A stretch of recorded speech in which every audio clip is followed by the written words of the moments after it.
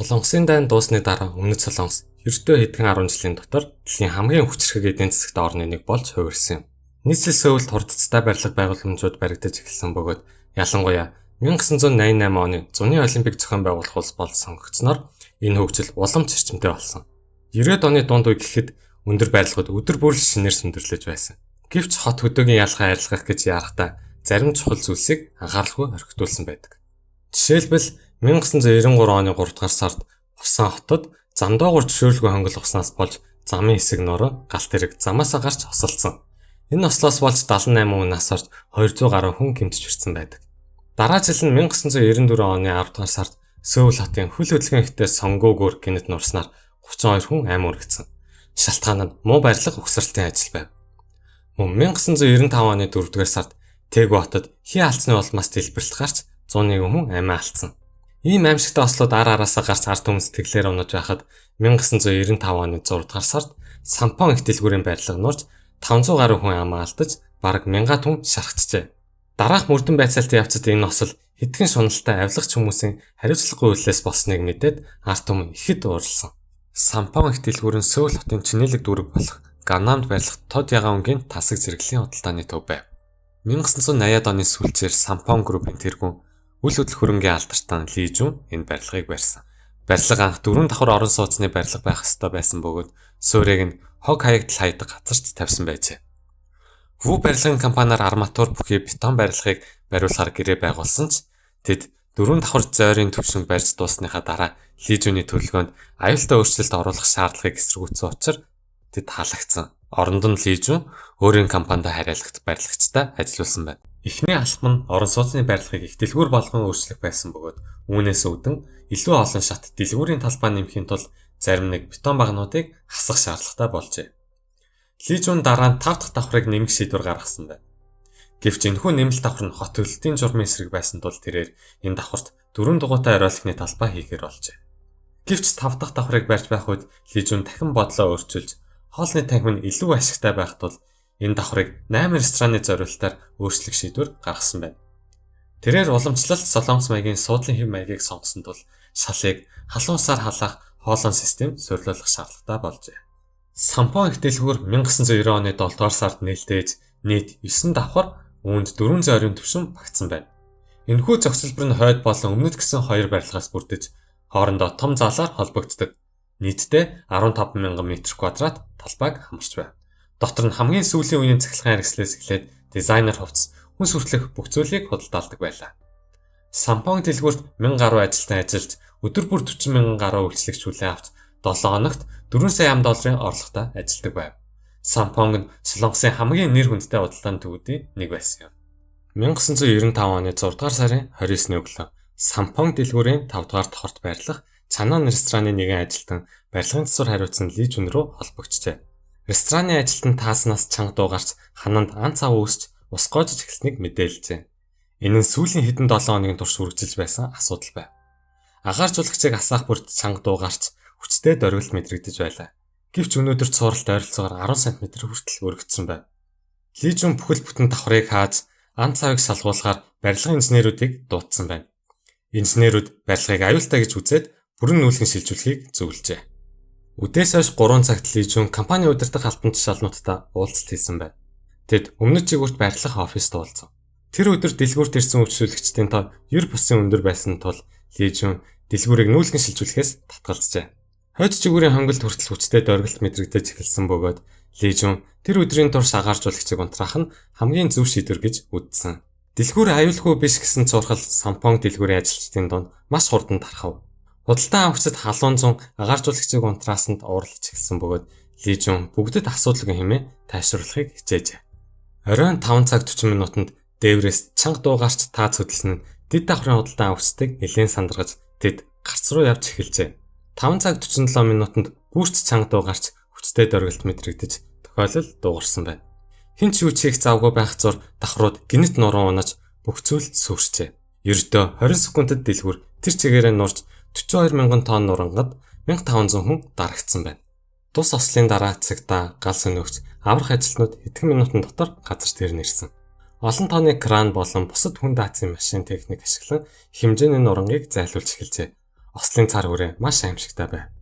Нурсан хэсэг бараг 100 м урттай байсан нь урд өмнө нь тохиолдож байгаагүй хэрэг байлаа. Өмнөд Солонгос энэ төрлийн томоохон ослын төлөвлөгөө арга хэмжээ авах бэлэн байдал огт байсангүй. Зогсоолдох автомашинууд шатаж эхэлсэн бөгөөд галс нөхчөд усыг хамаагүй цацхан нурангад дарагдсан хүмүүсийг усан чигүүлэх эрсдэлтэй гэж үзв. Тэргүй игнэний аврагчид болон сайн дурынх нь шүнжин гараараа нурангийг ухаж байлаа. Дараа өдөр гэхэд 200 орчим хүнийг авран гаргасан боловч 44 хүн нас барсан нь тодорхой болж. Нас барсан мөн шархсан хүмүүсийг эмнэлэг рүү яаралтай өргөсөн бөгөөд хэдэн зуун найз нөхөд гэр бүлийнх нь алга болсон хайртай хүмүүсийн талаар мэдээлэл авахар эмнэлэгт цугларчээ. Шатан цогцнуудыг зургийг коридорын ханаар нааж таних боломжтой болгосон байв. Энэ хооронд Сампонгт аврах ажиллагаа үргэлжилсээр байлаа. Цогцлбарын өмнөд зүгүр нураагүй хэвээр байсан ч нэг хананд хагарал гарч далиж гисэн бөгөөд өссөн үедээ нурах аюултай байсан тул 2 дахь өдрийн төгсгөлд аврах ажиллагааг түр зогсоожээ. Тухайн үеийн байдлаар 113 хүн амиа алдаж 900 гаруй хүн шархсан ба 200 гаруй хүн сургаггүй хэвээр байв. Аврагчид ханын тогтвортой байдлыг хангах хүртэл 1500 аврагч 500 галс өнөөгч ажиллаа түр зогсоох шаардлагатай болжээ. Ажил 7 дугаар сарын 2-нд үргэлжлэв. Сампонг нурснаас хойш 4 хонож байгаа бөгөөд нурангийн доор гацсан хүмүүс цангаж өгөхгүй гэсэн болгоомжлол нэмэгцээр байлаа. Мөн нуранг доошоо сууж шахагдаж байсан нь барилгын хонглын давхарт гацсан хүмүүсийг улам бүр шахаж боомлж байв. Аврагчдад итгэл найдвараа хадгалахад хэцүү байлаа. Эхний хэдэн өдрийн турш аврагчид нуранганд амьдулсан хүмүүсийн хашгираа тогшилтыг сонсож байв. Корея Телеком алга болсон хүмүүсийн жагсаалтанд орсон хүмүүсийн гар утас пэйжээр тохиолгож байсан ч аврагчид үүнийг бараг сонсож чадахгүй байлаа. Гэсэн хэдий ч аврах ажил олон нийтийн бухимдлаар урагшилж 2-7 хоног үргэлжилсэн юм.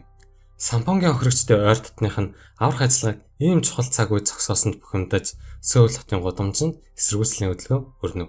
Барилгын хууль бус төвх мөн лижүүн нүүлгэн шилжүүлэх зөвлөгөөг үл томсорсон талаарх дэлгэрэнгүй мэдээлэл олон нийтэд ил гарч ирэхэд арт түмэн маш их уурлав.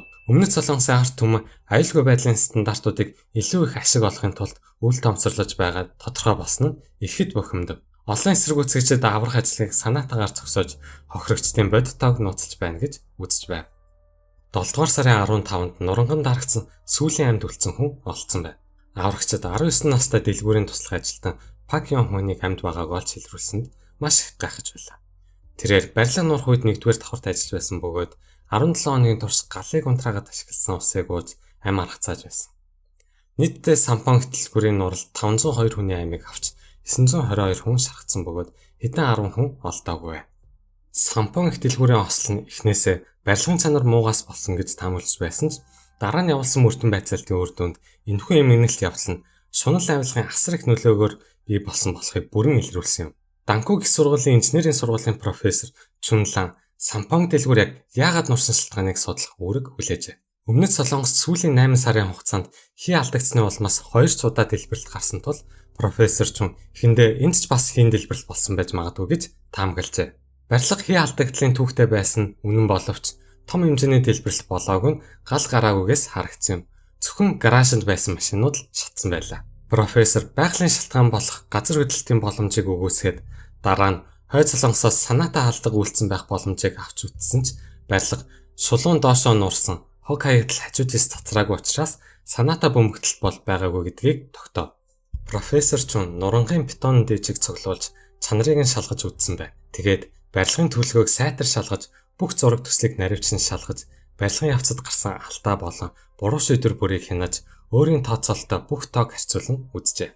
Бүх зүйлийг судалсны дараа профессор худалдааны төвийг яаж энэ 5 жилийн хугацаанд нурч уналгүй тогтож байсныг гайхаж тус барилгын нийт чанар стандартын шаардлагад огт нийцэхгүй байв. Барилгын хийц нь автангийн загвартай байсан ба ган хүрээгүй зөвхөн бетон толгуур багнуудтай байв. Бетон нь далайн усаар холсон байсан бөгөөд суурийг нь маш муу тавьсан олон тооны зөрүүг гарсан байлаа. Лижүүн орон сууцны барилгыг их дэлгүүр болгохоор шийдэхдээ барилгын зураг төслийг өөрчлөх шаардлагатай болсон. Үүнд нэмэлт шат болон худалдааны зай гаргахын тулд багнуудыг арилгах шаардлага гарсан. Профессор Чун багнуудыг 80 см диаметртай байх ёстой гэж тооцоолсон ч зураг дээр 60 см гэж тэмдэглэсэн байв. Чун нурангаас багнуудыг хэмжихэд үнэхээр л багнуудын өргөн нь ердөө 60 см байсан нь нотлогдов. Мөн баган тус бүрийг 16 ган арматураар бэхлэх ёстой байсан боловч ослын дараа багнуудыг шалгаж үзэхэд дөнгөж 8 арматур байсныг тогтоосон. Багнуудын хэмжээ мөн тоог багасгаснаар барилгын нийт бүтцийн батбөх байдал бараг 2 дахин буурчээ. Үүний дараа төмөр арматурыг бетон шалан тавихдаа 5 см доогоор байрлуулсан байсан нь илэрсэн. Энэ нь тус бүрийн бетон хавтанг 20% сулруулсан гэсэн үг юм. Барилгын норм дүрмийг ингэж удаа дараа зөрчсөн Ли Жун дараа нь бас 5 дахь давхрыг нэмэхээр шийдсэн байна. Гэрээт барилгын компани үүнийг хэр аюултай болохыг мэдээд барихаас эрт татгалцсан. Үүний хариуд Ли Жун тэднийг халаад өөрийн хүмүүсээр 5 дахь давхрыг бариулжээ.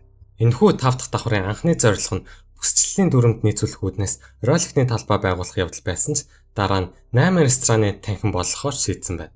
Галтгооны тоног төхөөрөмж, шалны халаалтын системийг суйрлуулснаар давхрын нийт чинь 35%-аар нэмэгдэх байна. Гэвч нэмэлт ачааллыг дах ямар ч өөрчлөлт барилгын зураг төсөл бүтцээр хийгээгүй байна. Үүний дараа 3.15 тонн жинтэй агааржуулагч төхөөрөмжийг дээвэр дээр байрлуулсан. Хөргөлтийн танк дээр ус нэмсний дараа нийт чинь нь 87 тонн болсон. 1993 онд Ослоос 2 жилийн өмнө хөрс байрнууд дээвэр дээрх агааржуулагчийн чимээнээс болж гомдол гаргаж төхөөрөмжийн байрыг нь өөрчлөхийг хүссэн байна. Агааржуулагч төхөөрөмжийг усгүй болгож кран ашиглан дээврийн эсрэг талд зөөх шаардлагатай байсан ч үүний оронд тэдгээрийг хүчээр чирж зөөсөн байна. Ингэснээр дээвэр дээр томоохон цуралт үүсжээ. Дараагийн 2 жилийн турш өглөө бүр агааржуулагчийг асаахад их дэлгүүрийн дээвэр чичиргээ үүсч хагарлууд улам томорсоор байсан байна. 1995 оны 4 сард Ослоос 2 сарын өмнө 5 дугаар давхарт байрлах рестораны ажилчид Таз болон Хананд цуралт үүссэн тухай мэдээлж эхэлжээ. 5 дугаар давхрын ажилтнууд чичиргээ, хагарчгүй бэлта болон өргөсчгүй ан цавуудын талаар удаа дараа мэдэгдэж байсан ч Ли Жун болон удирдлагууд нь огт тоолгүй хэвийн ажилласаар байсан. 5 дугаар давхрын ажилчид тэдний дээрх таацны хэсэг аажмаар багнаасаа салж байгааг огт мэдээгүй юм. Эцэст нь 1995 оны 6 сарын 29-ны өдөр хагарсан дээврийн бетон хавтан агааржуулагчийн жинг дааж чадхаа болж таац хагарч 87 тонн жинтэй төхөөрөмж бүх 9 давхруудаар шууд доошоо унсан байна. 1995 оны 7 сарын 1-ний өдөр Сампон группийн 4 ахлах удирдагчийг баримтсан бөгөөд үүнд 73 настай дарга Ли Жун болон 42 настай хүү Ли Хансанг нар багтжээ. Мөн Ву барилгын компани 2 гэрээт инженер болон 7 барилгачин баримтчилагдсан байна. Ли Жун нь профессор Чуны мөрдөн байцаалтанд хамтран ажилласан бөгөөд санхүүгийн алдагдлаас илүүтэйгээр үйлчлүүлэгчдийн аюулгүй байдлыг эрсдэлд оруулж байснаа хүлээн зөвшөөрөв.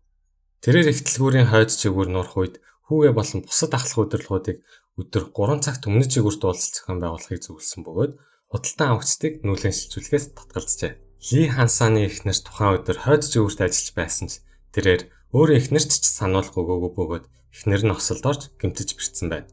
Ли Жуныг хайн хандсан санамсаргүйгээр хүний амьд хүрсэн эргээр 10 жил 6 сарын ял өгсөн ч давж заалдаад 7 жил 6 сар болгон бууруулжээ. Түүний хүмүүн адил ял авсан бөгөөд 7 жилийн ял авсан байна. Ли Жун хохирогчд болон тэдний гэр бүлд нөхөн төлбөр олохын тулд өөрийн бүх хэд хөрөнгөө санал болгосон бөгөөд эцэст нь 330 сая $300 тэнцэх нөхөн төлбөр төлжээ. Тэрээр шоронгоос гарсныхаа дараа хэдхэн сарын дараа нас барсан. Харин түүний хүү Ли Хансан аавынхаа бизнесээс салсныхаа дараа номлогч болсон байна. Авилгын хэрэгт 24 хүнийг баримтжилсан бөгөөд хөвчлэн хууль бус аюултай үйл ажиллагаанд гарын үсэг зурсан хотын албан тушаалтнууд байсан. Нурхаас 2-7 хоногийн өмнө байрлах хэвийн байдлаар аюулгүй байдлын хяналт шалгалтыг давсан байна. Мөн газар доорх зогсоолыг хууль бусаар өргөтгсөн байсан. Дүүргийн цахирагч асан Ли Чунгбод 3 жилийн ял оноосон бол дүүргийн албан тушаалтан Ван Чулминд Сампон осолд холбогдсон хүмүүст өгсөн хамгийн урт ял болох 10 жилийн ял оноожээ. Бусад буруутай этгээдүүд торгуул эсвэл 8 сараас 10 сарын хорих ял оноосон. Ослын дараа олон нийтийн чагсаал сар гаруй үргэлжилсэн. Сампонгийн хэргийн талаарх бүх мэдээлэл олон нийтэд дэлгэгдэж, олон нийтийн ур хилэн улам нэмэгцээр байв. Улсын эдийн засгийн өсөлтийн суурь үнэндээ яг ялцсан байсан нь ил болсон юм. Ли Жун шиг хүмүүс шунхаан сэтлэр нүдэн сохорч ёс суртахуунаа алджээ. Авилгад авцсан хотын албан тушаалтнууд нийтийн үйлчлэгээ гүйцэтгэх үүргээ биелүүлээгүй. Солонгосын засгийн газар барилгын аюулгүй байдлын дүрм журамд ихэнх өөрчлөлт оруулах шаардлагатай болсон бөгөөд Сөүл хотын өндөр барилгуудыг өргөн үрээтэй үзлэг шалгалт хийхэд 7 барилга тутмын 1 нь дахин баригдах шаардлагатай. 5 барилга тутмын 4 нь их засвар хийх шаардлагатай. Ердөө 50 барилга тутмын 1 нь үнэхээр аюулгүй гэж үзжээ. Сампон их дэлгүүрийн нуралт нь өмнөд Солонгосын түүхэнд тохиолдсон хамгийн аимшигт барилгын ослуудын нэг бөгөөд улс орны барилгын стандарт дүрм журам томоохон өөрчлөлт хийхэд хүргэсэн юм. Энэ гамшиг нь шунал, авилга, хариуцлагагүй байдлын үр дүн, мөн хүний амь нас аюулгүй байдлыг ашиг орлогоос дорд үзсэн жишээ байв. Ли Жун болон бусад холбогдох хүмүүс шийтгэгдсэн ч энэ үйл явдал олон хүний амьдралд мартагдчихгүй удалшгүй гашуун дурсамж үлдээж, Солонгосын ард түмний эрх мэдэлтэй хүмүүсийн хариуцлагыг шаардаж, аюулгүй байдлын стандартуудыг сайжруулахын төлөө тэмцэд хүргэсэн билээ. Энэхүү ослын дараа Өмнөд Солонгос улс барилгын аюулгүй байдлын хяналт шалгалтыг сайжруулж, нийтийн барилгын чанар стандартыг эргэн харах ёстойг ухаарч, үндэсний хэмжээнд олон шин дүрм журам гаргажээ. Энэ нь зөвхөн Солонгос төдийгүй дэлхийд дахинд сургамж болоход зэрэг бөгөөд хөгжил дэвшлийг яаруулахдаа хүний амнаас аюулгүй байдлыг нэн тэргүүн тавих ёстойг сануулсан билээ.